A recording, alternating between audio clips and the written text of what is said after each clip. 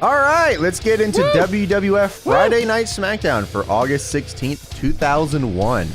Yes, it is, as we said at the top, the first edition of SmackDown with the Fist. Got brand new music. We're live, pal. I wanted a quick shout out here to Savage Aura that watches me over on the Twitch channel, New Legacy. Can you ever turn that Twitch on TV side, New Legacy? That's pretty crazy. Yeah, that's pretty cool. Yeah. They donated to me and said, hey, you should watch this eventually for Deadlock. And I said, oh, yeah, it's a good idea. And I thought on it, and I was like, yeah, we should just watch that this week. That'd be a good idea. So we're doing it. It turned out pretty interesting, so shout out. It was very interesting. This is, of course, because you know this, the go-home show to SummerSlam 2001. So it's a lot of angles or not angles going on this show. Well, what were the ratings for this week? So, going back to Raw of this week, on August 13th, the show did a 5.16, which is unfucking believable. Yeah. God, that's still up there, man. I know, obviously it drops off a lot going forward after, absolutely. 2001, but 5.16. It did a 5.07 in the first hour, 5.23 in the second hour. Of course, it's still a 2-hour show, so I still liked it. Did an 8.4 share for about 6.7 million viewers. It was the third straight week in decline, but again, no surprise since The Rock returning spike was going to wear out. So I guess The Rock came back recently, and Meltzer says this shit's gone down, baby. The live SmackDown on August 16th did a 4.32 rating and a 7 share, up slightly from the 4.2 of the previous week. Considering all the hype going into the show as the season opener, and with it being live, well, going live, even as a first-time novelty, proved to mean even less than we expected. And believe me, we didn't expect it to mean much.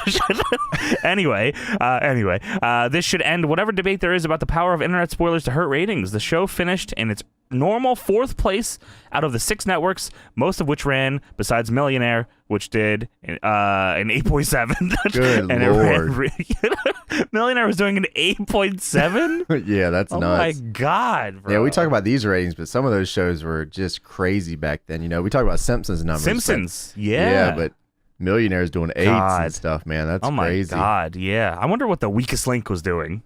Oh, I can't even imagine. Yeah, probably way up there, yeah. We got to do a watch this for the WWF Weakest Link episodes or something. Those are sweet. Yeah, who was it that was real stupid? Oh, it was either was it Bubba or Booker? It was one of those. I think it was Booker. Okay, but it might have also been Bubba. I think they both got lambasted. I can't remember. Yeah, either Bubba was super smart and Booker was dumb, or Booker was very smart and Bubba was dumb. One of those, yeah. We'll watch it and we'll find out. Before we get into the actual episode, I want to go through some Observer stuff since this is a pretty big time in wrestling. Sure. Of course, with WCW getting bought by WWF and ECW.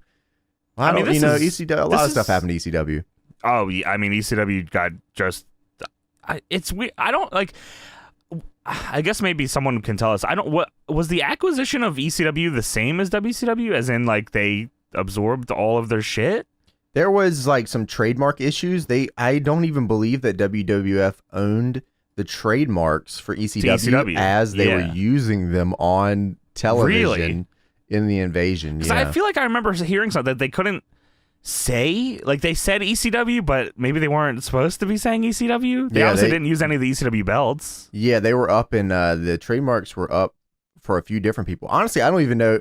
For what it's worth, going back and reading through and experiencing all of this stuff, Paulie should either be in jail or probably dead. So I don't know how he... Or both. Yeah, I have no clue how he came out on top of this. Dude, but that's you watch The Rise and Fall. They did a Paul Heyman kind of documentary on WWE's shit as well, where he just talks about how he kind of schemed his way through everything. And it's how the hell? Millions of dollars. Did you pull that off? Yeah. Observer, August 6, 2001. This is the very first time that we find out the actual purchase price of WCW from Time Warner, which, of course, ended up to be $2.5 million. That sounds insanely low. So in the records, it's always been said it's insanely low, but for some context, the WWF actually spent less money on buying WCW than the $2.9 million it spent on a race car or the money it spent annually just for the travel of the Inner Circle guys to and from television tapings in a private jet. Sammy Guevara is getting flat. They spent $2.9 million on a race car? Yeah. No way. How crazy is they that? I've never heard that. for what was it, 2.2? 2.5. That's what I said, That's right? what you said. Yeah, 2.5 million. It is, holy shit, man. Imagine if that was now, and how many fucking Kickstarters there'd be to buy WCW. Yeah, it would have been a mess. I think they had originally said it was somewhere near 5, and then it came out on August 6th that it was 2.5. Because I remember Chris Jericho saying, I would have just fucking bought that then. Yeah. I think, a lot of guys would have. Of course, I think Bischoff wanted to, but without TV, there was really no point. I think the what was it, Fusion or whatever it was. He was trying to get something going with them, and there's kind of yes. I guess I don't know if that was a TV group or if that was like a production group. I think it was a production group. Well, funny enough, on Wrestling TV, it has some stuff later from the Observer, which we can bring back around to this. So I'll talk about it in a minute. Of course, with WCW and ECW going out of business, the wrestling world just got shook up real bad. There's not, a lot of guys don't have fucking work right now, and until TNA starts up in about a year, there's really not anything for anyone to do. So I guess there's a couple indies, but you ain't making money. You know what I mean? Ain't making money there. So along the lines of people starting companies, Vince Russo is attempting to start a new promotion that would run outside the United States, mainly Europe and Australia, called World Wrestling All-Stars. Oh, which is really the precursor to TNA. Yeah, it is. You can listen to it a little bit on the My World podcast with Tremendous Jeff Jarrett. stuff. Yeah, which is pretty cool, pretty interesting. There's actually some pretty crazy stories about WWA and the guy that was helping them kind of promote that, and it's definitely well worth listening to. Meltzer writes, legendary garbage wrestler Atsushi Onita became the third Japanese pro wrestler elected to the House of Councilors, the Senate, as a member of the ruling Liberal Democratic Party. That's sick. Dude, imagine being that over, that you just get elected to government because you're sweet, especially a deathmatch guy. Fuck. I mean, again, we're going to cycle back later because the Dark Side of the Ring is a lot of Onita talk, but that's crazy to think that how popular he got and because of he blew himself up a lot. Legendary garbage wrestler. That's what I want to be known as, even if I don't wrestle. That's awesome. So, of course, talking about ECW and the lawsuits, the stack of lawsuits that they had to go through here because they owed so many people money. It's insane. But, of course, ECW came out with a video game, and it was made by Acclaim Entertainment. And it sucked. Yeah, sadly it did. All those Acclaim games sucks, man. They're all bad. Attitude and both ECW games. Fuck. So Acclaim officially filed as an attempt to take over all the ECW assets based on a 1999 deal between Acclaim and Paul Heyman. Says here in 1999 and 2000, Acclaim kept ECW afloat when its financial situation became precarious, with a series of loans that ended up totaling $1.5 million. Oh my God. In exchange, the company gave 15% ownership to Acclaim, more than whatever is left of ECW is currently worth. No shit. He goes on to say the contract gave Acclaim a security interest in ECW, which they're using to say they are claiming as a secured creditor. The loans have not been repaid, and that gives them legal right to foreclose on ECW. So Acclaim, if they win the lawsuit, would garner control of the remaining company assets, which would include whatever pay-per-view revenue is still owed by In Demand, as well as all the trademarks, and which the trademarks have become way more valuable because the WWF is using them on television now. And as well as a videotape library that WWF would want. So basically, Acclaim was just trying to use the money to sell to WWF. Is kind of the idea. Yeah. So they wanted to just fold ECW and have all their shit. Right, and sell them out to the highest bidder, pretty much. Holy shit. Acclaim, of course, goes out of business not anyways. Win that? Oh, okay. Yeah. But it wasn't. It wasn't like right how soon after. But, yeah. Damn. I can check the exact date. How the hell did Paul E pull any of How did he convince? I guess ECW was a hot enough product that a video game company would say, hey, I want to keep you around so we keep making games. I don't even know if the ECW video game sold well enough for them to be convinced to fucking vest that much interest in the 1.5 million, which I don't even know if Paulie was even spending that in a year. Yeah, I don't know. Acclaim went out of business 2004. They had a bad years. 2003, and then filed for bankruptcy in 2004. Wow. Okay. So what was it? Was it Hardcore Revolution and Anarchy Rules, right? Yes, I believe Anarchy Rules was the second one, or was that the first one? Let's see. Of course, Acclaim made like the WrestleMania games and stuff like that too. Yes. And then Anarchy Rules is the sequel. Yeah, I'm trying to see if I can find any numbers on Anarchy Rules like game sales. Yeah, so I'm looking at here VG charts. I don't know how accurate this has a lot of good shit on wrestling games, but it says ECW Anarchy Rules, which was the second ECW game, did 0.06 million in North America, which I think is like 60,000. 0.04 in Europe, which 40,000, so 100,000 there, and then 0.01 others. So 0.11 million overall. So like probably 100,000 or so sold for that game. So crazy to think that they were so invested in ECW when it wasn't really doing tremendous game numbers, but maybe there was more to it that they saw.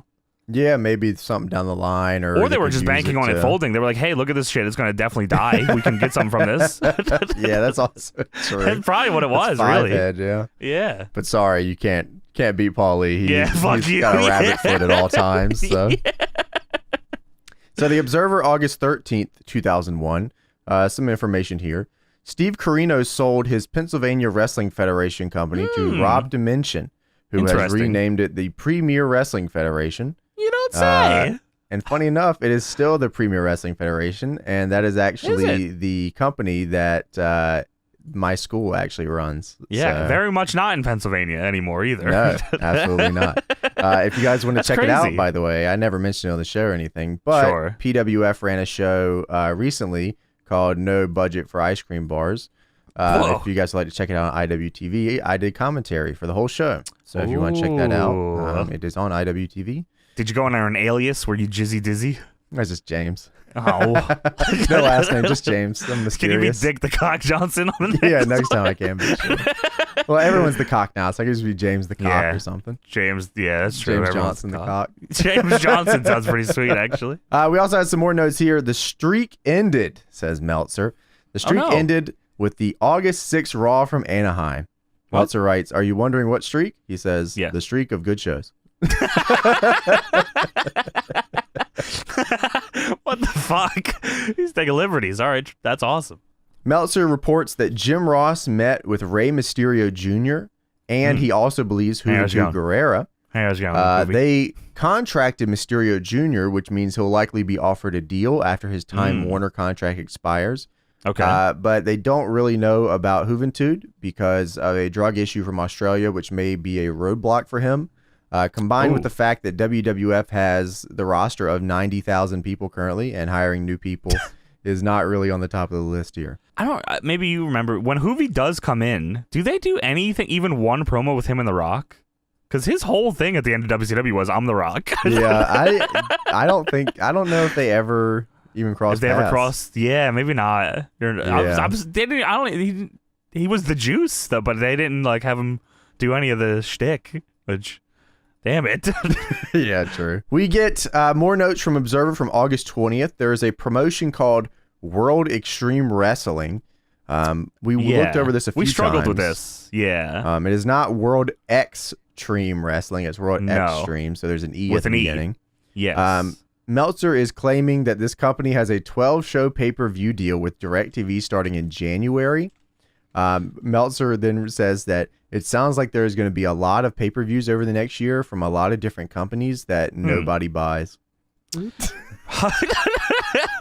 But we couldn't find anything on this. At first, when James told me it, I thought he was talking about women's extreme wrestling, which was also known as women's erotic wrestling, which was pretty much just like customs on pay-per-view taped at the ECW arena. Which here's let me go down some of their shows if you don't mind, James, real quick. Yeah, sure. Their first event was Extreme Ho Fair Volume 1. Whoa. Which was main evented by Lady Storm versus G.I. Ho. Let's see. Queen Ho of the Ring. WEW Busted in Miami. Deep Impact. I did not think you were going to say Miami. Here's one for you. WEW Kickin' Ass Ghetto Booty Style. Which had G.I. Ho defend the WEW World Championship against Dawn May. WEW Hot Booties Get Kicked, which of course was main evented by Pussy Willow versus Gorgeous George. I wonder what G.I. Ho's up to. G.I. Ho is going to be on fucking DPW. Yeah, I got to find G.I. Ho. What's going on here? I can't get... These names are... This sounds like all of our show names. WEW Big Pimpin' Booty Kicks Butt. WEW Evolution of the Erotic Extreme, which was main evented by Jazz versus Wildfire in a Flaming Tables match. Whoa. That's awesome. They're way ahead of their time. WEW No Rear Entry. True. No Hose Barred. That's awesome. Oh, that's pretty sweet. Yeah, and it looks like their last show was WEW Nude Street Fight on July 12th. They tape trade these? I think so. Wait, WEW Nude War Games? Anybody got these tapes? I need these tapes. We need to do a WEW SGH or something. Yeah, we need the tapes ASAP. Yeah, Big Pimpin' Booty Kicks Butt. Anyway, this has nothing to do with what we were talking about. That's not World Extreme Wrestling, but sorry, it could be. No, yeah, it should be. We don't know what this is, so if someone has anything on that. I don't know what that is either. Observer, August 27, 2001. This goes back to what I said earlier about Bischoff not wanting to buy WCW because they didn't have TV. Sure. But Meltzer reports here that USA Network is actually willing to air other wrestling. But here's the catch. They want $5 million per year for a noon to 1 p.m. Saturday time slot. Oh, man. Wow. Who's awake? I've never been awake at that time in my life. That'd be a tough one. But I guess if Bischoff really wanted to, he could figure something out there. You think it would have been worth it? No. Probably not, right? Absolutely not even with that. Not even with that brand WCW. Like, I don't know if that would have been, especially at that time. Like, no one's tuning in at noon for a fucking Nitro or whatever. Absolutely not. Also, X-Pac, after all the criticism, is dumping his Uncle Kracker entrance music and replacing it with a version of Saliva's Your Disease.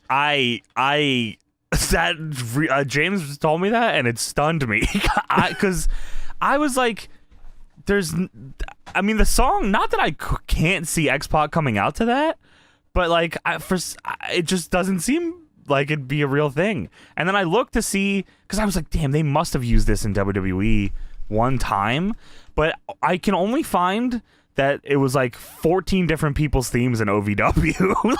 Yeah, does anyone know if they use this on like a pay-per-view or a wrestler on the main roster or something? Right? Yeah, because I even looked at the Saliva Your Disease music video and someone said like Attitude Era Ruthless Aggression in the comments. So like someone... It just feels like it.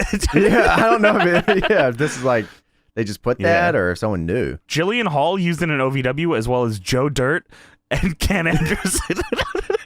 Joe Dirt. Joe Dirt. Yeah, very good. Yeah, of course I know the movie. Yeah. I know what you make it. The movie is based on the wrestler. Joe Dirt. Kick Wing Animal Doctor used it. Sparklers. The show starts off with the beautiful people playing. Oh, this feels. The beautiful people. The beautiful people. This is all weird because I think WWF is WWF for another year, right? When did they go WWE? It's pretty soon. It's pretty right here that like that WWF gets sued by the Wildlife pandas? Fund. Yeah. But you're right. I don't think it changes. May 2002 it changes. Yeah, as I was saying, I don't think it actually changes until the week after the plane ride from hell. So we have now, as of this show, we have the SmackDown Fist, and I just don't associate that stage with the WWF logo, but it's on there, It just feels wrong. It does. I couldn't wrap my head around it. And not only that, the intro, the I don't know what you call it, the bumper at the beginning of the show that has the WWF logo and it's going through a bunch of different fucking worlds or whatever and goes what the fuck I'm talking about. Yeah. And it says attitude at the end. I'm like, wow, this also doesn't feel right. This just all feels wrong. Yeah, this is caught in a weird loop. Yeah, it's really very, very weird. Even the video, with the beautiful people, is weird. It doesn't even exist in my brain to that. Like, it's like there's some shots that are similar that have like the faces, but then there's like just some like random moves thrown in. Sean O'Hare's in it. Like, what is happening? Sean O'Hare got his ass whooped every week this year, I'm pretty sure. Yeah, he didn't pay your dues, kid. They really paid their dues. What the fucking ass. So this is the first ever live SmackDown on UPN. This was, of course, as Meltzer reports, a way to see if they could combat spoilers on the internet, as the internet is becoming a big thing in 2001 fucking Meltzer, now. it's your fault. Yeah, Meltzer's reporting, they would try again, bitch. As it shows here, you guys fucking suck. Sorry. This is also the first ever Austin Invitational. Yes. Maybe the last ever, too. And also the first and maybe last ever lights out match. So there's a lot of first evers tonight. A lot of first evers here. And they obviously also show a shot of people hanging out at WWF New York, which I feel like that's probably the only good time to go to WWF New York was when they were doing a Raw or SmackDown, because there's probably someone there kind of promo. All right, so we start off the show. WCW owner Shane McMahon has his own town hall. He comes out, untucked shirt, just really looking like a professional. Really looking like a WCW piece of shit. We hated WCW. Fuck you, Ted. Fuck you, Ted. There's, of course, very early on, a sign that says, and I quote, "Jugs humana humana." That's awesome. He just came from the women's extreme wrestling show. Booty kicking pimp asses. Booty ass boys too. Yeah, that's awesome. Shouts out also to Shane's theme song that says pimpin' hood rats to Playboy bunnies. That's for true. Yeah, you said it best, Shane. Shane actually did his song too. He sang it? Yeah. Wow. Yeah. He can do it all. Side note there, yeah. So Shane comes out. Shane has this huge blue SmackDown mic. I don't know what's going on here. Blue, like not dark blue, bright blue with sideways SmackDown logos, but none of them match. Like, it's all This wasn't right, bro. I don't know what this was. This is horrible. So Shane then takes his big ass blue SmackDown mic. I did look a week ahead. They do not have this mic anymore after this show. Good. Yeah. Maybe that's the right move. I think next week it's just the black WWF mic. That's probably better. This was rough. Looking at this piece of shit. Just big blue. And there's 700 promos, so everyone has it. Sucks. So Shane says that Salt Lake City is known for two things: polygamy and the Utah Jazz. I was like, very similar. Very similar. Shout out Carlos Boozer. The crowd chants, "You suck." And Shane says, "No, that would be the Jazz." That was tremendous. Shane has definitely caught on by now. Like he's definitely there now. Dude, the fans have been saying him and his family sucks for at least 3 years now, and he's probably 22 years. I don't want to hear that. It's actually insane. Actually, Shane says that Booker T actually wins titles. He knows how to. The aforementioned Utah Jazz. Of course. I love that they actually, we of course it's kind of just with Booker T as we've got it through history, but the 5-time WCW champion thing, it's like they actually say that. They don't say the 5-time world champion thing. They say the 5-time WCW champion. And I think I always thought that was really cool. I think that's pretty good too. I mean, but if they wanted to, they absolutely could have just said fuck WCW, and this is actually the WWE fucker bitch title. Yeah, which I'm surprised they did. WCW's a big loser champion 5 times. Which I'm sure they wanted to really badly, but speaking of that, I mean, Booker comes out here in a second, jumping ahead just a little bit, because I know I'm gonna forget. What WCW title does Booker come out with here? Booker comes out with the little baby WCW copy title. Is it very shitty title? Little copy title. Yeah, this is not the OG. This is not the OG belt. But I will say this much: I do still love the belt. Yes, especially on Booker. Yeah, it does look good on him. It would have been really cool if they could have. I can't believe that they couldn't figure out where the OG title was. They just do we know now where it is? I think Conrad has it. Yeah, I actually think Conrad has it. I'm not kidding.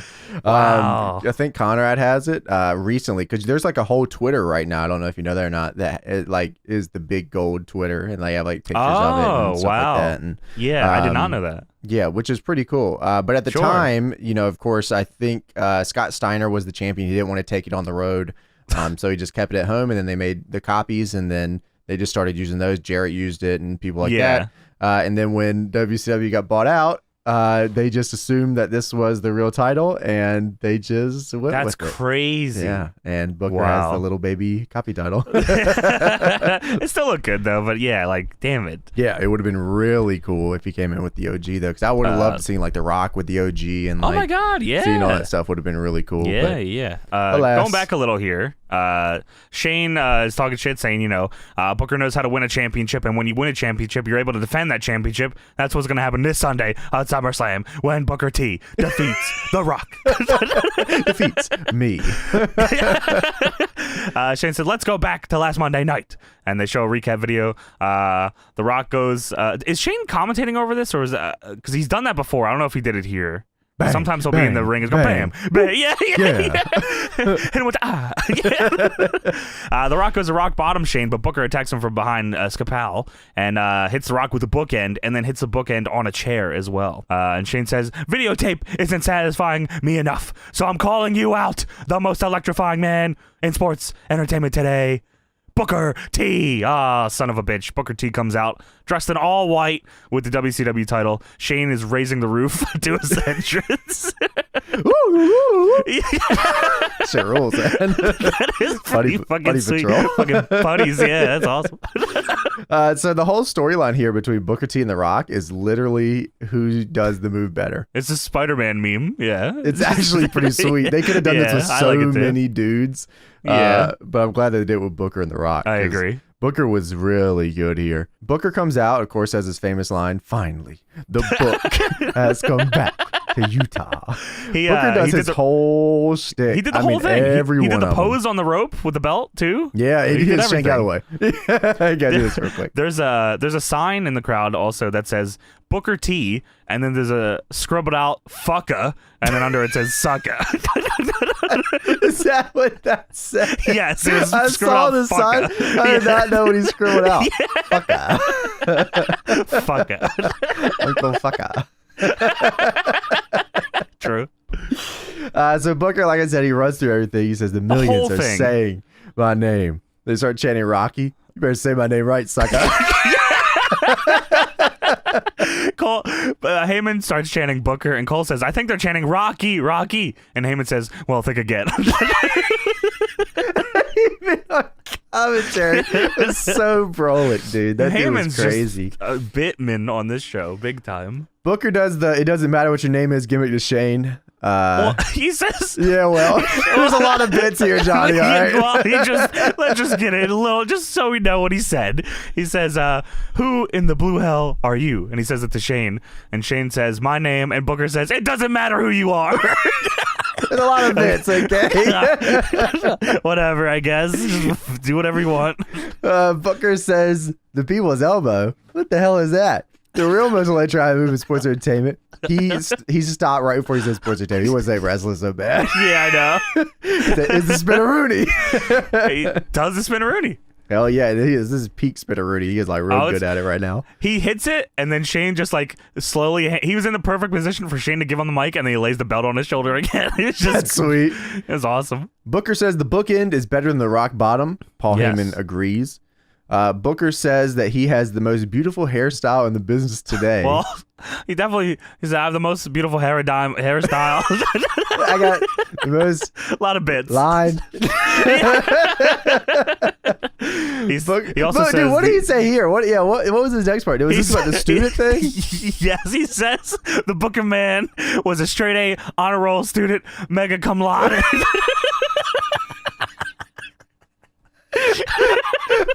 Mega cum latte. That's fucking for true. He's a mega cum latte. Can you dig that? Sucker!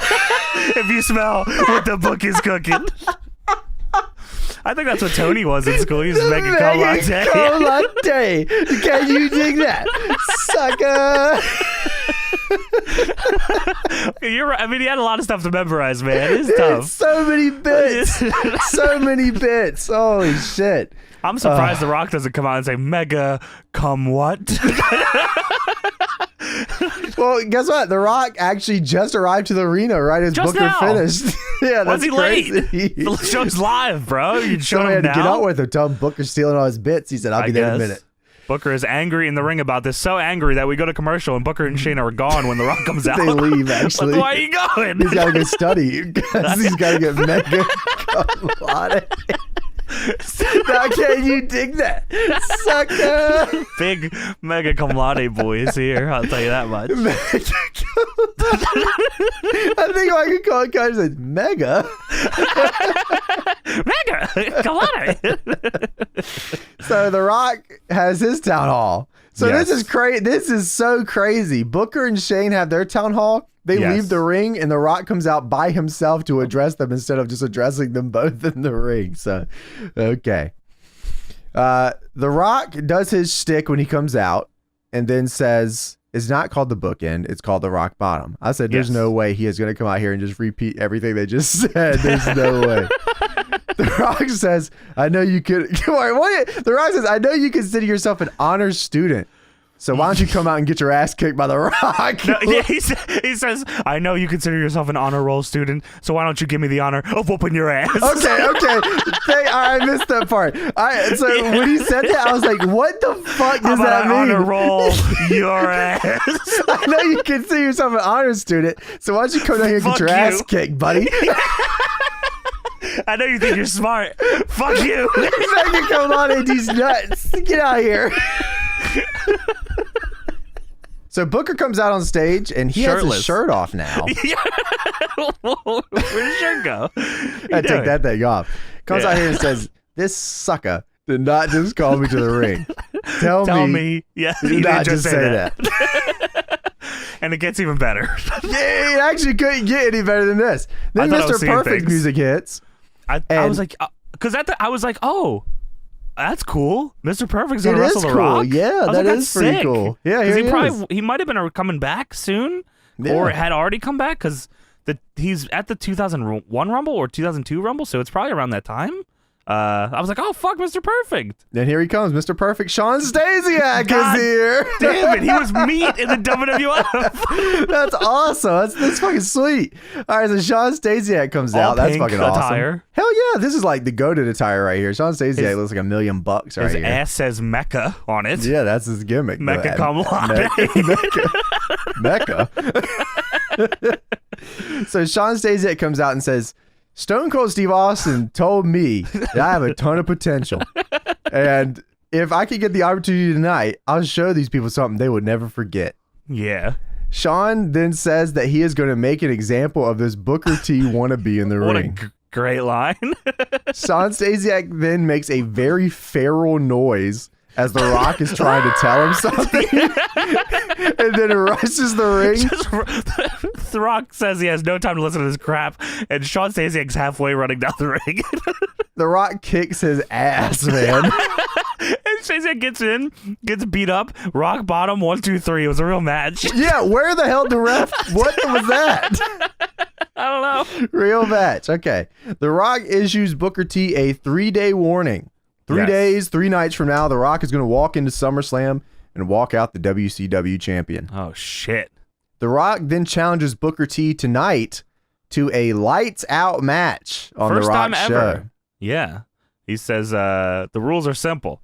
There are no rules except no alliance and no WWF. So Booker goes, so no rules. And he goes, okay. And Booker accepts the lights out match. Yeah. Rock says, turn out the lights because the party is over. If you somehow... And just... So no rules. There are absolutely rules in this match, by the way. By the time this promo is over, we are 22 minutes into this live show. It's That's just awesome. been this. Yeah. So we get the WWF Slam of the Week presented by Subway. Yes. Tajiri green miss X-Pac on the outside and then goes inside and red miss Albert and pins Albert. That was awesome. Yeah, he's got all kinds of fucking miss. Yeah, shouts out to the Mist. Making a comeback, too. I don't think they're keeping Mist canon in AEW, but whatever. That's okay, I guess. It was cool for the one part. It was pretty sweet. Tajiri and William Regal will face X-Pac and Albert here next. Tajiri is the light heavyweight WWF champion. Regal is just Commissioner Regal, not William. He's Commissioner Regal. Oh, That's okay. X-Pac is the WCW Cruiserweight champion, and Albert is Albert. Yeah, he's a 300-pound train. So X-Pac could have potentially be coming out to Saliva's Your Disease here. Yeah, you're right. Oh my God, what the fuck? Dude, so the WCW Cruiserweight title shits a brick down the light heavyweight title. Oh, it's so sick. It's so such sick. a good It's beautiful. title. Yeah, it is cool, man. I love it. So when they changed to the WWE Cruiserweight title, did you like that design? Yeah, I thought it was okay. I thought it was cool. Yeah, I thought it was cool. I still think maybe Cruiserweight titles, the WCW one's probably one of my favorites, probably. What about the Cruiserweight title design now? The big, the purple fucking Oh, yeah, thing? I don't like that. Not at all. Yeah, not in that one. Too many points on it, huh? Yeah, I don't really know what's going on with that. It just doesn't even look like a championship. It just kind of looks like I don't even know how to explain it. Commissioner Regal is wearing the American Dragons gear here for some reason. Really weird. Yeah, what the hell is that? Speaking of gear, I fucking hated Xbox gear here. Just like weird. The color didn't look good. It was like singlet. The red bandana gimmick. Red bandana. Yeah, I don't know, man. As a bandana guy, I'm usually for it, but I didn't like it. I like X-Pac with the, I guess you call it the Bret Hart gear. Yes, like the straps and the tights. I always thought that looked really good. I thought so too. So match was pretty quick here. X-Pac goes for a leapfrog in a sequence. Tajiri just drop kicks the shit out of him out of midair. That was awesome. Fucking. They also said Taz isn't on commentary because Austin whooped his ass on Raw. He whipped the shit out of him. Wow. He actually whipped him. We'll see that a little here soon. Yeah, we'll see all of that, yeah. Yeah. Albert lifted Tajiri up. Tajiri was able to get out and hit a strike combo. Tajiri ducked the line and kicked Albert right in his fucking face. That was sweet. Did you see the tag move where Tajiri kicked Albert and Albert tripped over X-Pac? Yes. That was sweet. Albert body slams Regal in the very corner, and it looked like it felt like shit. Just no give there at all. Albert goes for the Vader bomb, and Regal moves and tags out. It actually looked good. Yeah, it looked cool. Tajiri hits the backspring elbow on Albert, then does the tarantula X-Pac, but gets glommed by Albert. Eventually, Tajiri slides in the ring between X-Pac's legs, kicks him hard in the fucking gut, just lights his belly up. Goes for the buzzsaw kick, but Albert attacks him from behind, hits him with a Baldo bomb for the win. Huge, too. Huge pop on that, too, man. That move just looks crazy if you can get on someone way smaller. Yeah. Yeah, I think so, too. So after the match, we go backstage. Deborah asks Stone Cold if he is sure he wants to go through with this. You sure I want to go through with this? Yeah. What? I think man, it was either on rough. that Raw or this SmackDown, or I mean, obviously, technically, you say both. Is the debut of that of what? Yeah, well, it's brutal here. It is the promo later with Scotty Hotty so is much worse. So brutal. I was like, wow, that's rough. Yeah. What? You want to go through with this? This is huge. What? Someone knocks on the door. Come in. It's Earl Hebner. Earl Hebner's here. And Earl says, I heard you want to see me. Yeah, I wanted to see you. What? Do you see this clipboard? What? Take this to the WWF locker room and see if anyone wants to sign it to see if any of those superstars superstars want to graduate from Stone Cold University. Just there's no flair to it. It's just what. I actually like the way he says what here a lot. Actually, it's very, very shitty the way he says it. So we got Stone Cold University, we got Mega Cum Laude, we got a lot of fucking schools. Yeah, I don't know what's going on here. School sucks. Earl Hebner walked into the room and Steve Austin looked at him. He just measured him up real quick. He goes, WWF in your little chest. You proud of that? Makes me sick. Stone Cold's having fun with this gimmick, man. It was awesome. I completely mocked Deborah on the very beginning of it. That was awesome. Yeah, we go do this. What? Damn, bro. And fucking, he asked Earl to come into the locker room. He invited him there. Yeah, whatever. Get the hell out of here now. What are you doing here? You asked me to come here. What? What? So we get the RC Color Rewind. Great taste, great value, guaranteed. Edge and Christian beat Just Incredible and Lance Storm, but Lance Storm locks in the single leg on Edge before Christian can help him, and Christian said, fuck it, whatever. I love Christian at this part, like in the Edge and Christian run. We have a backstage segment with Earl and everyone in the backstage, like K-Quick and Hardcore Holly and Funaki. I got the whole rundown if you like. Oh, yeah, please read all the names. So, of course, Earl goes into the WWF locker room, which, surely is full of stars. And waiting for Earl in here was Crash Holly, Bob Holly, Scotty Too Hotty, Spike Dudley, S.A. Rios, Taka Michinoku, Funaki, and K-Quick.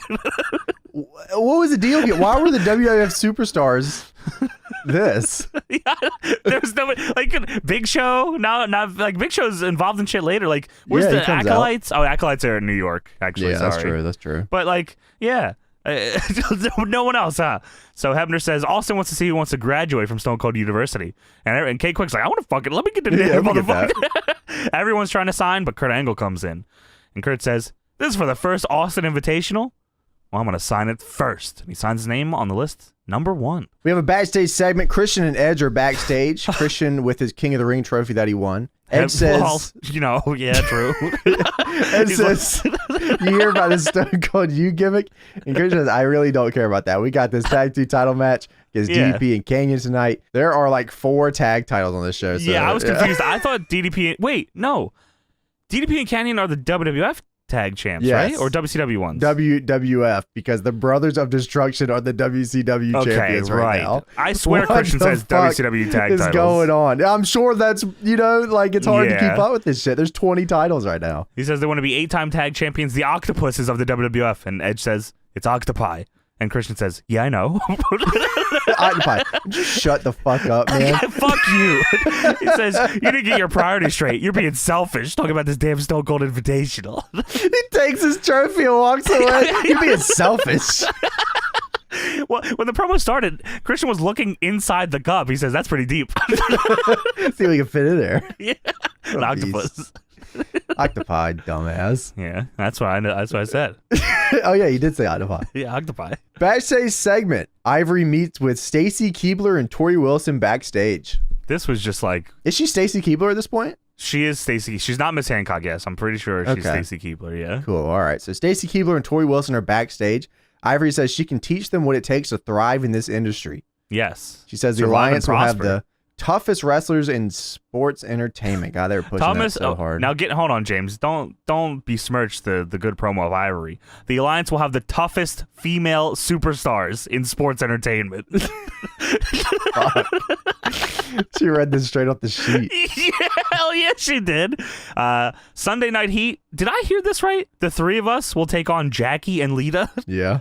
Yeah, you did. Right. That's True. right. Great. I love how there's 3-on-2 and Stacy and Tori are still like, I don't know if we can win that one. That's a little tough one. Yeah. We get a pre-tape. Stone Cold Steve Austin came out with his little WCW shirt. It shows Raven losing to Perry Saturn. It shows Hugh Morris losing to Chris Jericho and Taz. That's right. It's a recap from Raw, right? Right, correct. Yeah. This is just the pre-tape. Yes. And Taz, who was on commentary, let Shane get sent through a table and just looked at him.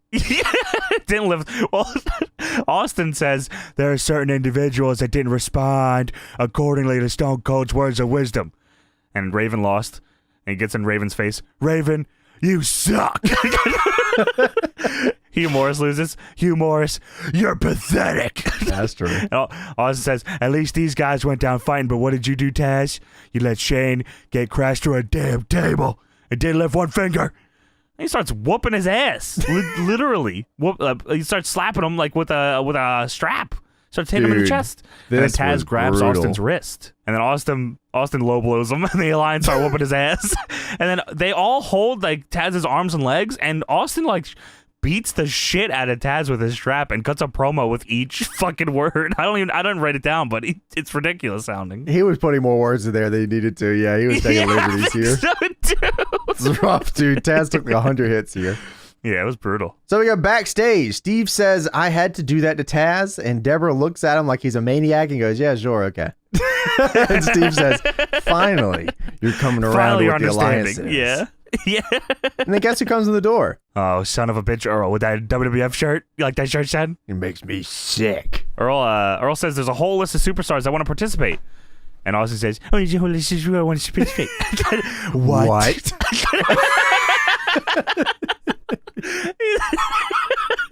The mocking and the what is his whole deal here. Oh, that's rough. Austin says, "Everybody signed it. What? I guess the easiest thing for me to do is pick the first name on the list, huh?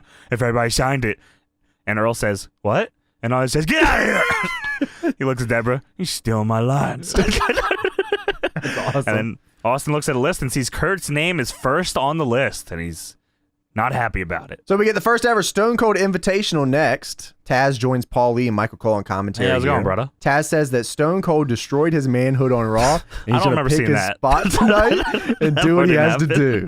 I don't remember him doing that. I mean, he whooped his ass, but I don't know. Stone Cold comes out with double knee braces and the WWF Championship looking good. Dude, WWF title, WCW shirt, no pants, double knee braces. Alliance theme. Alliance. We did an Austin theme seg, but I do like this song. I do too. I think it's good. We haven't done a theme seg in a minute. I just completely forgot about that. Yeah, we haven't. Yeah, busy. Was that Baby Hebner with the white WCW referee shirt on? I thought so, but I actually don't know. Yeah, me neither. I don't know if it was. Yeah, it did look like him. Yeah, but I don't actually know if it was. So Taz goes on a diatribe on commentary about going to beat up Steve Austin tonight. He does not stop talking. Paul Lee ends up just stooging for Steve Austin, goes to the ring and rats on Taz. Dude, not only did he stooge, he gets up from commentary to do it. He gets in the ring with a microphone so everyone hears it. He says, I'm with you. I just wanted to buzz you because you know how much I've been looking forward to the Stone Cold Invitational. But that guy Taz over there has been knocking you ever since we've been sitting at that desk. He's been saying some fucked up.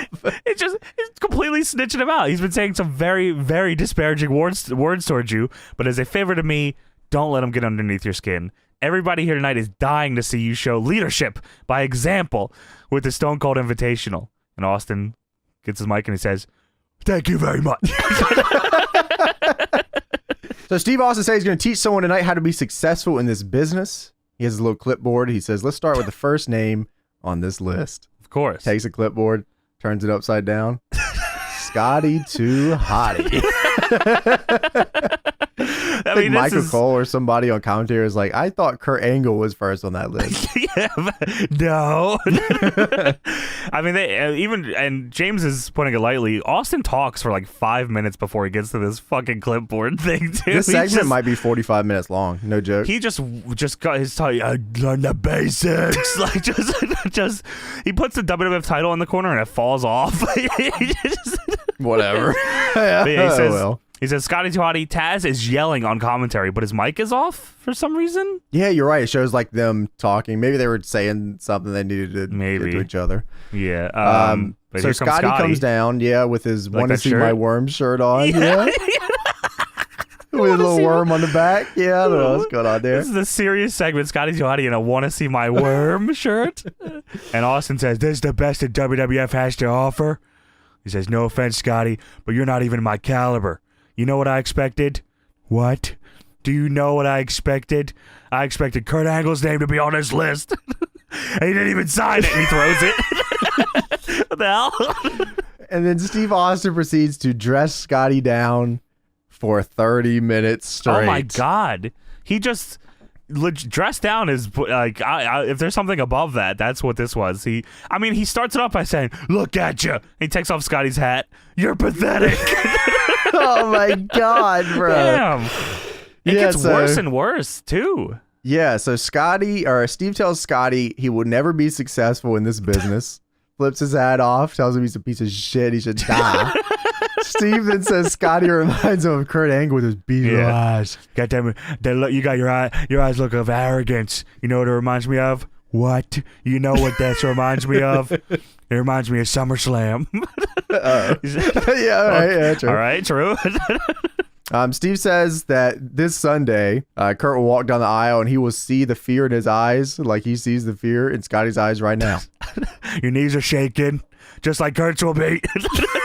Dude, Steve Austin smells Scotty Giotti's neck. And Scotty like shivers. I think that was a shoot shiver too. Like, because he probably gave him a. Yeah. Smells kind of funky. "I smell your fear." He says, "You know in your head you're facing the biggest superstar. what? The biggest superstar in the history of the business, Stone Cold Steve Austin. And it scares you. What? It scares you. This is a half hour forever. Yeah. It's forever. Yeah. I'll be all over you like a cheap suit skirt. What? I said I'm going to whip your ass. Steve says the most legendary line I've ever heard. So he's now calling Scotty Kurt. And Steve says, Kurt, when I start pounding you this Sunday, what? When I start pounding you, I'm going to make you beg me to stop. And I won't. And I won't. You're going to bleed for the Alliance. What the fuck? Dude, Kurt Angle didn't come out for any of this. Kurt Angle let Scotty Tunney sit in that ring and get dressed down for a half hour. Dude got smelled and sniffed. You're going to bleed for the WWF champion. I will pound your head until you bleed for Stone Cold Steve Austin. He said, when you're laying there, you will know my name is Stone Cold Steve Austin. So then Stone Cold just randomly starts reciting the Pledge of Allegiance here. Why? From the top. Did he do this?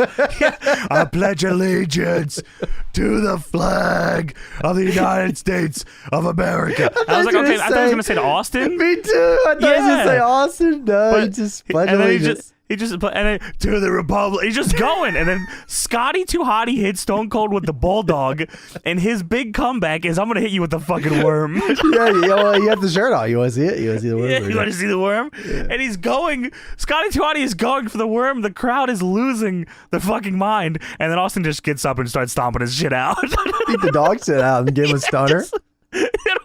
And then Kurt comes out. Thanks, Kurt. What the hell, man? Like, yeah. They got heat. Kurt Angle, Scotty Too Hotty got heat or something? What the hell just happened there? Didn't want to see his worm. He hates the worm. It's bullshit. So Kurt double legs Austin. They're brawling in the ring here. Taz gets up from commentary and gets into the ring. And he's like, whoa, whoa. He's like clapping. He's like, celebrating beating here. Off. He's jerking off. And he's like waiting for his moment. And then he snatches Kurt up. And not only does he snatch him up, Heyman says, it's a goddamn It was a damn setup. It's a damn setup. I was like, oh my God, the Kata Hajime. Austin starts stomping out Angle as Taz has him in the Kata Hajime.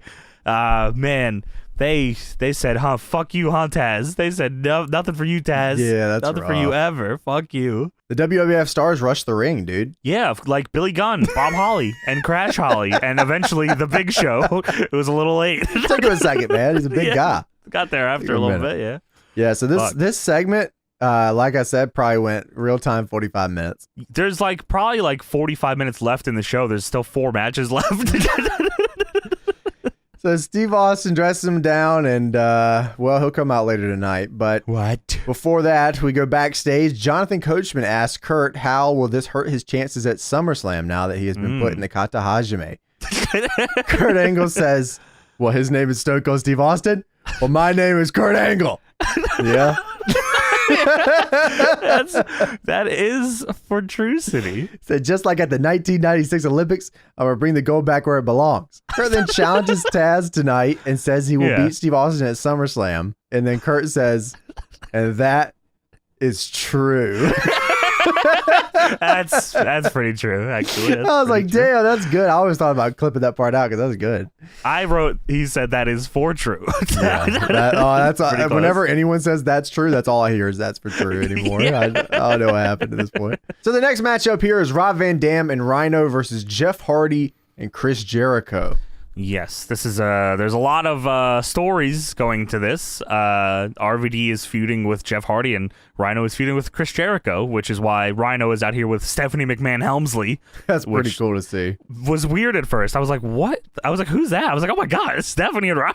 Yeah, that's a crazy team up. RVD comes out here, and it's not that RVD had a lot of flash to his entrance, because he was just kind of coming out, whoa, hey, how's it going? But even he came out and it was something felt off, and then he wasn't timing the points to his head, to the announcer saying his name, so it was just something was a little off, but it was okay still. Yeah, RVD he gets sweet. it as time goes on and all that kind of stuff. I mean, which is a big nod to him, because even here where he not that he feels out of place, but it's not all there yet. Mm-hmm. There's still signs all over for RVD. Speaking of signs and cheers and shit, Jeff Hardy Oh my God. So dude, over here. He comes out here with the hat.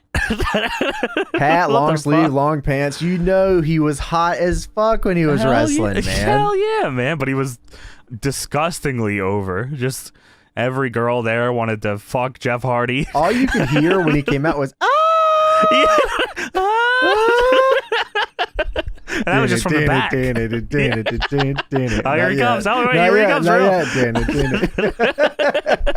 That was super cool. I love this Jeff Hardy look. Yeah, dude. I think it's just, I mean, again, like, what does he do in this era? He just wins, what, the IC title from Triple H? That's the biggest thing he does in this time? You know what's crazy is that, like, we talk so much about guys, especially from WCW or ECW, that might have come over and, like, you know, like they couldn't talk or whatever, or, you know, whatever reason they gave for why they didn't push him. It's like, I don't even remember Jeff Hardy. I'll be honest with you, I don't even remember Jeff Hardy talking, period, when I think back to me watching him. You know what? I don't really remember that. Yeah, the Hardys never, I mean, Matt, I knew talked, but they didn't really have to, or did they? And he was so over without talking, without saying a single word. No more words. So no more words. So no more words. Yeah, he didn't have that yet either. He did not have that yet. Yeah. They did a recap of Kurt Angle versus RVD on Monday for the hardcore title. The ECW guys tried to help RVD. Team WWF makes the save. Kurt Angle hits the Angle Slam on RVD. And then Jeff Hardy, who was out there to help, hits a swanton on RVD and wins the title. The title that Kurt was trying to win. That was pretty sweet. I did like that. Also on Raw, Jericho had Rhino in the walls of Jericho, and Rhino taps out, but the referee was, I guess, bumped or something. He just wasn't there. Out of commission. And Stephanie tries to make the save. Jericho goes to put her on the walls. She's wearing a dress. Probably not the best idea here. But Rhino hits him with a low blow and gets a roll-up win, and then hits the gore for fun. Gores him so Gores hard. the shit out of him. Wow. Again, dude, another guy that listen, I get that he's not 6'7", but Rhino was fucking awesome. I swear I've talked about it before. That gore that he hits on The Rock, I think maybe near or around when Rhino first came in. Yeah, I remember that one. Splits The Rock in half. Rock takes the nastiest bump ever. How does Vince McMahon not see that and say, oh my fucking God, yes. Yeah, Rock really should have been taking that gore for 3 pay-per-views after that. Yeah, you're right. Fuck, man. So Jericho comes out here. Jericho's Tron hits. Yes. So no girl. No girl. It's the ball. It's the ball. Yeah. Yeah, right. Wow. I was looking forward to Tron. It's all right, I guess. Speaking of Tron, that's why we have a new set here, because Rhino gored Chris Jericho through the stage last week. Yeah, so they just made this huge stage instead. That's crazy. Like, that was such, like, you think back to the oval screen SmackDown compared to the Fist, it's so aesthetically different, I bet. Like, at the time, like, people that were like, you know, teenagers or young adults or whatever at the time were like, wow, this is like a big my God. You know, when I'm a kid, I'm like, oh, you know, the stage is pretty cool, but I don't think too much about it. But if you're cognitive about it, you're probably like, wow, what the fuck? Like, compared to Raw with just curtains and like 2 screens, like, this is crazy. I definitely know when I was a kid. It's probably similar to what I'm thinking now when new things pop up on TV is, damn, that's going to look cool as a figure set. Damn, that's going to look cool in a game. That's just how it was then. So Rhino comes out here with Steph. Jericho out here in barbed wire red tights. I like that. Yeah, it's an interesting look for him too. Jericho starts us off just laying in the chops on Rhino. I love that whenever anyone faced this dude, they just lit him up. It was awesome. They also said the 24/7 rule for the hardcore title has been waived until SummerSlam, so RVD can face Jeff for the title. They were really trying to figure out what to do with this belt because they didn't want it to be 24/7 all the time. Yeah, but they already made the rules. Yes, exactly. Michael Cole calls him RV Badi at one point. Hell yeah, that's his name. There's a sign in the crowd that says "Hi, Steph," and then a drawing of boobs. Oh, nice. What was the one that was on Booblers or something earlier? It was shit. I gotta remember now. It's very at the top of the show, right? Yeah, very top. It was like, of course, Jugs Humana Humana. Of course, yeah, that's a good one. Okay. It was just full on drawing of boobs. It's all right, true. That's cool. Yeah, and there's when RVD and Jeff get into the ring, by the way, there's just a random girl screaming her head off. What were we watching where the girl wouldn't stop screaming? It was the Eddie and Edge match. Oh! Just fucking 5 minutes of this girl screaming. Shut that up. So the match starts here. Stephanie pulls Jericho's leg. He goes for a move off the top here. Then Rhino takes advantage. Rhino hits a rope-hung boot scrape, which looked really good there, too. Yeah, like, not sat in the corner, sat in the ropes. Yeah. Weird. Hannah Kimura style. Cool. It was really cool. Yeah. Like Jericho hits a released German suplex on RVD here that scorpions the shit out of. It was awesome. I legit wrote, Jericho hits a released German suplex on RVD and he dies. That's fucking what happens. That was sweet. Yeah. Jeff gets the hot tag, does poetry in motion off RVD's back onto Rhino. Yes. Then hits the whisper in the wind on RVD.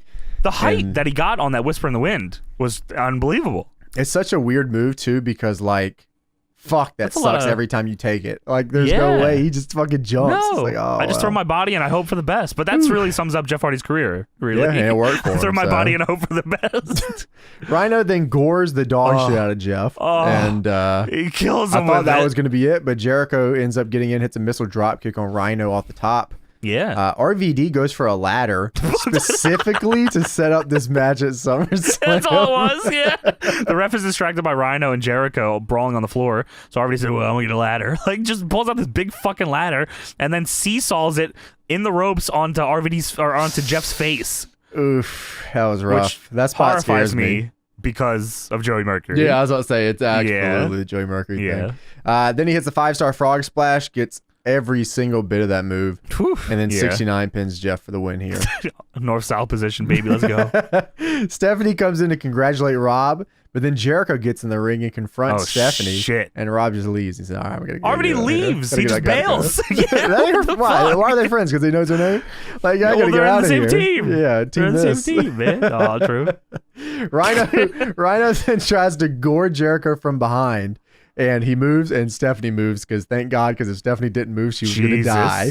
Oh, my God. Imagine if she just, like, forgot. Dude, did you see how hard he hit that turnbuckle? He fucking died. Surprised it didn't pop off. But Stephanie bails right after that, and Jericho's not too happy, because I guess the blow-off would be she gets put in the walls of Jericho or something. Dude, the amount of talent here just in this match is, like, insane. Yeah, I mean... Hell yeah. Like just reading the names out, it's like, wow. We go backstage. Taz is backstage with a towel over his head, and it kind of looks like an ECW backstage film. It does. Yeah. They even got the camera up in his face and doing the sideways tilts. And this is definitely like a Paul Lee thing. Then Michael Cole asks him if he's ready for his match. Taz reminds him that, Kurt, you've never beaten me. I beat you. Yeah. I was like, wow, yeah, that's fucking true, actually. Kurt, you were undefeated at the Rumble, and you got choked out by me. There was a guy around here that he never beat. Me. He said, somebody better tell Angle that Stone Cold is talking. And is he talking to me? Angle, I accept your challenge and I will take you out on behalf of the Texas Rattlesnake, and you're just another victim. Beat me if you can. Survive if I let you. Yeah, I mean, Taz, that's a cool promo, but you look like such a bitch here, man. Damn, man.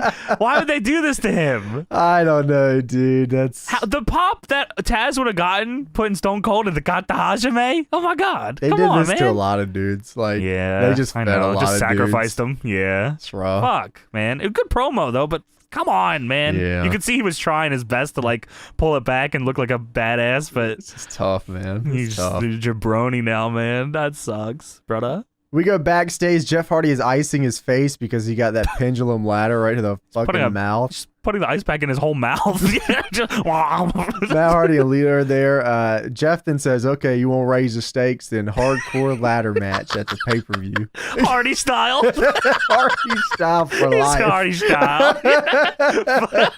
Matt said, yeah, we are. That is Hardy style. Who's better than the Hardys? And I said, hold on now. The Canyon match is a minute. You can't do that. Come on now. Nobody better. Well, Taker thinks differently, but Taker takes liberties after that one. Yeah, that's known. So it says SmackDown is brought to you by the following fucking groups here. Corn nuts. Corn nuts. Corn gone wrong. What? Now buy it. Now shut up and buy it. Corn gone wrong. It's so fucked. Extreme. Get these nuts, bitch. Also, Clearasil. Clearly looking better. And Stagger 2, of course, the world's strongest fat burner. Of course. So that's just, you get, that's a nice Friday night for the wrestling fan. Get some corn nuts, drink it down with some Stagger 2, and then fucking clear your stupid acne ridden face. They play Final Fantasy X2, you know, brother. That's my favorite character. Oh my God, I love her. She'll whoop my ass too, whatever, that's fine.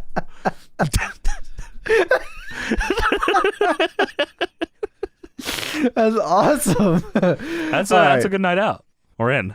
Yeah, whatever you want to do. Wherever you want. You can be wherever you want with clear as hell. Corn nuts. On the go.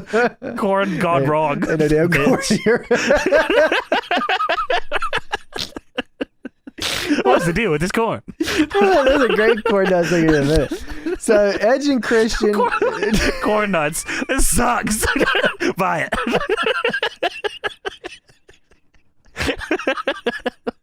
So Edge and Christian versus Kanyon and DDP for the WWF tag titles. That's right, the WWF tag titles. So I'm just fucking lost. Kanyon is the WWF tag champ and the WCW US champ. And he's got the Alliance MVP shirt, which is tremendous. Yeah, that is a fucking pretty sweet shirt. Speaking of taking liberties, see this Edge entrance? Yes. Yes, I did see the Edge entrance. What the hell's wrong with this fucking guy? He's like balls deep in the canvas. He's a little fucking freak. What's wrong with this guy? DDP also will be on Bite This tomorrow, they said. Yeah. Bite This. Yeah. Now it's time to bite this. Brought you back corn I think anyone knows that that's what that's from. No. Actually, I don't think we've ever explained that. No, that's the Watch This logo is Bite This logo, but it's not really that like crazy of a logo for you to be able to tell, but yeah, that's what that is. There you go. It's some Deadlock lore for you. Christian ends up hitting the inverted DDT on DDP here, which is fuck. A lot of D's. Yeah. Kanyon Kanyon hits a super nice Northern Lights suplex on Christian for a 2. I love the way that Kanyon does the leg hook off the Northern Lights where he'll It was like a bridge perfect Northern Lights, really. Yeah, that was really cool. Yeah. ENC also hit Poetry in Motion on DDP, but they don't call it that because they do a splash version. Yeah, I don't know what they call that. Because ENC did do the run off the back thing just with a Christian splashing the guy in the corner, but I don't think they never said it was Poetry in Motion. They never said it got from the Hardys, and it didn't have a name. So they just did it. It's just it's all shit. Yeah, pretty much. DDP catches Christian off the ropes with a sleeper that he brings around for almost like a boss man slam out of a sleeper. Yeah, it was like a sleeper slam, like not one and only style, but it was strange. It was pretty sweet. Yeah, cool, DDP I think was just trying shit. Confusing. Yeah. Edge hits a spear on Kanyon for a 2. DDP breaks it up. Edge then small packages Kanyon, but DDP pushes him over and gets Nick Patrick to come count, but Christian pulls him out. Son of Christian a bitch. grabs 2 steel chairs, and you already know what's about to happen here. He said, I'm going to get disqualified. I don't care about these fucking tag titles. I got the King of the Ring trophy. Yeah, I don't fucking care about this. So he gives one to Edge. They're going to concerto Kanyon, but Lance Storm runs in and super kicks Edge. Specifically Edge. Yeah, just Edge because Christian's cool. Which I imagine that's what sets it, because I think Christian teams with him eventually, right? So that's... He's in the Un-Americans, right? I think even in the Alliance they were kind of associated with each other, because Christian turns and joins the Alliance, I think, right? And they're also very Canadian. But Edge is as well. But Edge is a little pervert and selfish. So, yeah, that's right. Why are you so selfish? Give me a fucking trophy. Bitch. DDP throws Nick Patrick back in the ring, and Kanyon pins Edge for a 2.9. Fuck you, Lance Storm. Fucking stupid yeah, that was finisher. crazy. DDP then hits the Diamond Cutter on Edge, and Kanyon pins Edge for the 3. So they retain the titles, and that's all right, cool. I don't know if you noticed here at the end of the match, they go to hold up the titles. Kanyon actually is holding both tag titles. DDP holding up the U.S. title that he doesn't have. Wait, what? I did not realize that. What? Yeah, I was trying to get a good look of Kanyon holding both the titles. I was like, damn, this is like pretty much, if you want to count the tag belts as 2 belts, these are like 3 of the best belts of all time. So I was They're so cool. Trying to see Kanyon holding both belts, and I was like, why is he holding both tag belts? And then I looked over, I was like, oh my god, DDP's got the U.S. title. Canyon's kissing both titles. He's probably confused, but he's whatever. I'll be here. DDP says mine too, I guess, whatever. I'm the tag team champions, actually. So we get the hardcore smack of the night presented by Corn Nuts. These fucking are horrible. Bro, the Corn did a backflip with the motorcycle. Oh my god. The fucking... So if anyone's seen the Lugs boot of the week where the dude like kind of slides off the fucking Tron and shit, very similar, but this is a cob of corn driving a motorcycle into the ring backflip style. What the fuck is going on with this corn? This shit sucks. That's what you say. It's a big cob of corn, looks at the camera and says, don't fucking try it. So for the hardcore smack of the night, Kane and Undertaker beat the shit out of Palumbo and Sean O'Haire. So that's awesome. Did they just run out of names? Like Smack of the Night, Hardcore Smack of the Yeah, Night, they Super did, Smack dude. of the Night, Smack Crack of the Night. So Kane and Undertaker just beat them in a whooped their cage. ass. Yeah. Sarah then sits on top of the cage with Undertaker. Sarah Taker. I believe Undertaker. because this is the DDP thing, because I think Yes. DDP and Canyon were on the ramp watching. We reviewed the show where they do DDP and Sarah, right? Yes, that match. Where that's the end of the feud and Sarah beats him, and Sarah, that's the end of the angle. in the big push. Yeah. Over DDP. Yeah. Why they do it at all? I don't know. But yes, everyone from every company here got decimated for a whole year. we are smack dab in the middle of the stalker angle. All right, so we go backstage. Jonathan Coachman says that both the tag titles are on the line at SummerSlam. I said, wait a minute, both the tag titles? And I looked at Undertaker and Kane. Undertaker and Kane are the WCW Tag Team Champions. This is unbelievably cursed. Maybe even more so than Blue's SmackDown microphone. I don't even know what to call this era of WWE because it's so messed up, man. It's the cursed era because it's the cursed era, absolutely. Undertaker starts talking and I'm like, God damn it, we're still in the stalker angle. I was like, man. Yes. Jesus.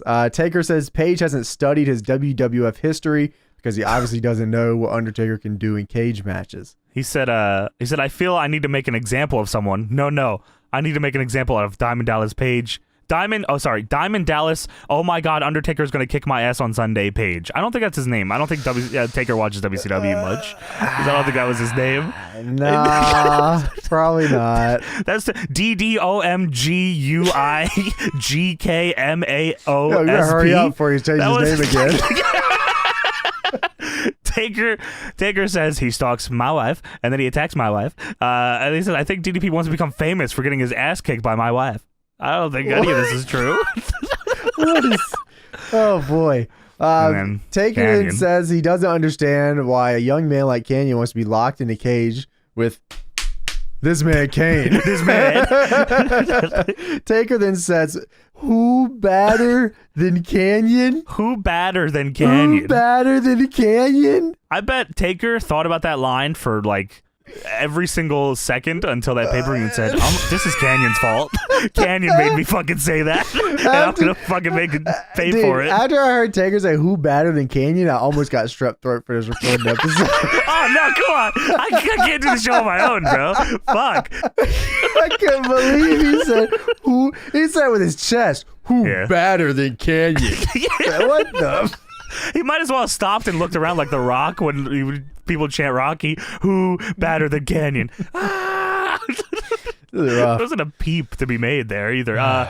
Taker says inside the cage there's no place to run and no place to hide. It's gonna be ugly. Now we're out of here. Taker does the sunglasses thing. Kane's just chilling. His nipples Nothing out. To say. Yeah, of course. We go to a WWF New York segment. APA are drinking some Coors Light, smoking some cigars here. Do you remember the APA's website? What was it? Well, of course, it was www.fappa.com. Whoa. That's awesome. Which I guess fit the gimmick. Big Fappa guys. That's your name, I think so. Bradshaw says, okay, so Bradshaw's running down the alliance here. Bradshaw says, Tess, what a horrible name. What a horrible ass name. Tess, what a horrible ass name.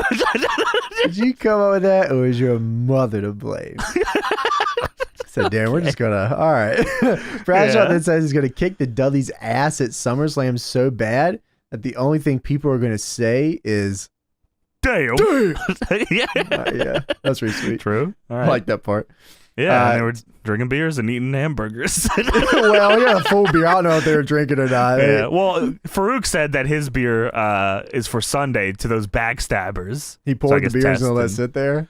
Yeah, well, it's for Sunday, bro. Well, I'm telling you right now, Coors is not going to be good on Sunday.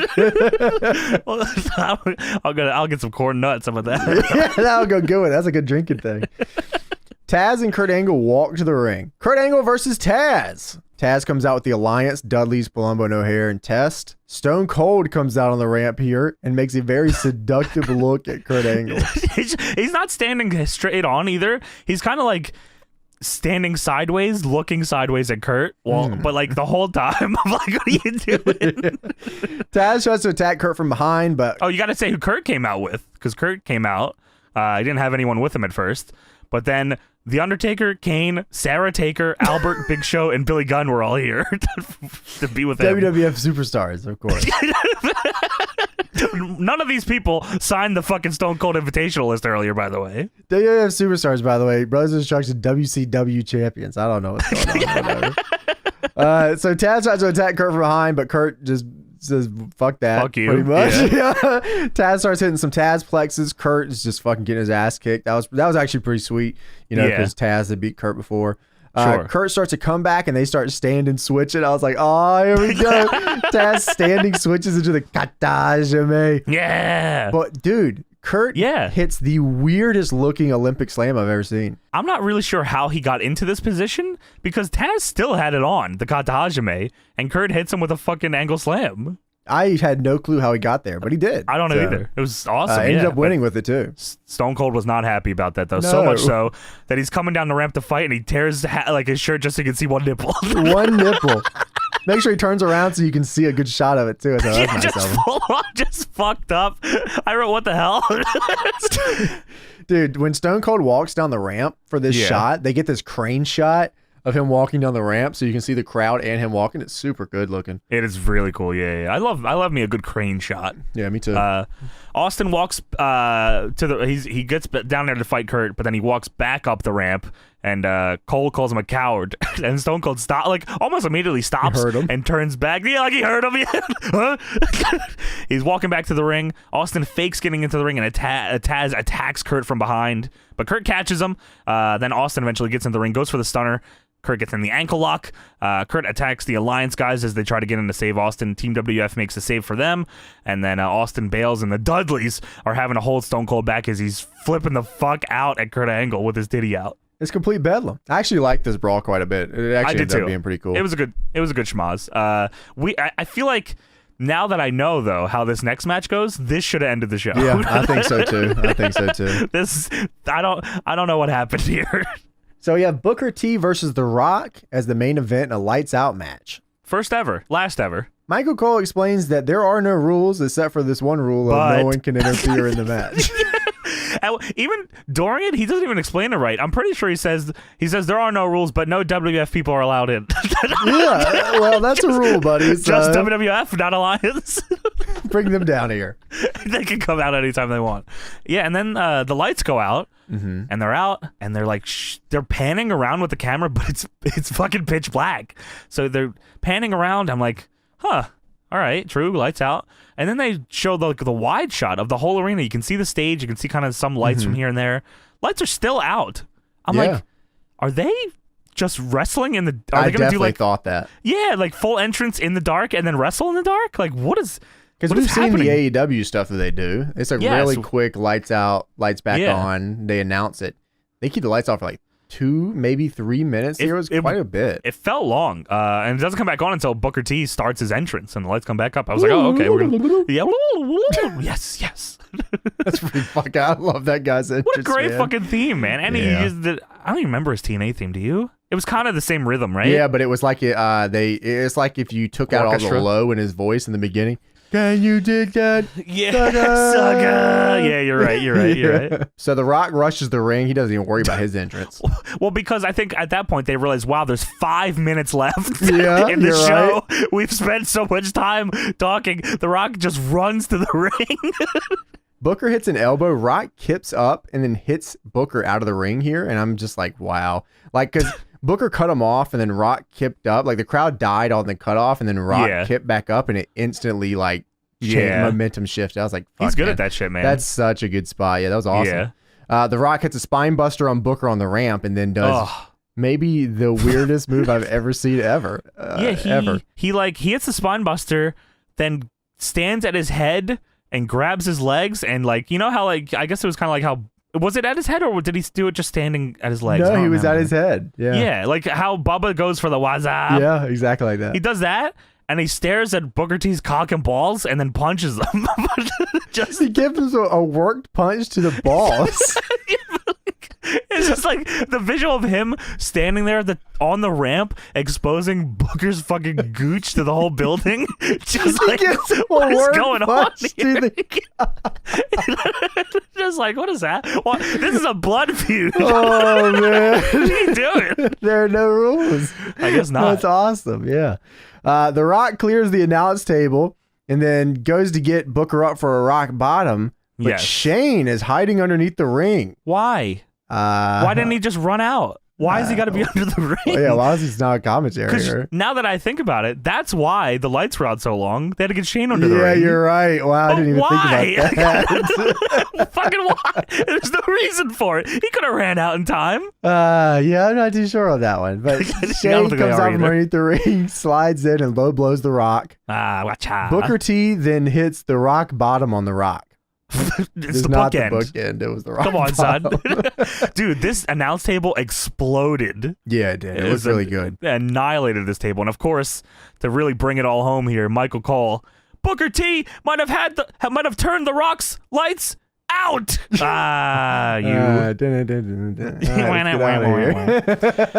So he hits the bookend to the table. They're laying there on the floor. Shane's helping Book. He hits the Rock. Sorry, it was the Rock bottom. Was it really the Rock? Was it like blatant Rock bottom? Yeah, he didn't go to his knees.